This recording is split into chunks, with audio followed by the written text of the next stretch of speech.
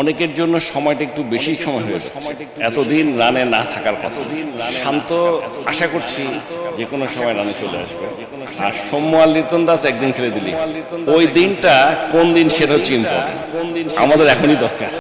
Final match, your perform, what happening, এমন এক সাংবাদিকের মতোই আজকে আমার বলতে ইচ্ছা করতেছে, মায়ের দোয়া ক্রিকেট টিমের একই বেহাল দশা, কি অবস্থা তাদের। আজকে বিডি ক্রিক টাইমের দেওয়া সাক্ষাৎকারে নাজমুল হোসেন পাপন, যিনি বিসিবির রানিং সভাপতি, তিনি বলেছেন সৌম্য অনেক ম্যাচ জিতিয়েছে, সৌম্য লিটন একদিন খেলে দিলেই হবে, শান্ত রানে ফিরবে। সে এমন মন্তব্য করেছে, আপনারা দেখেন এখানে দেওয়া আছে।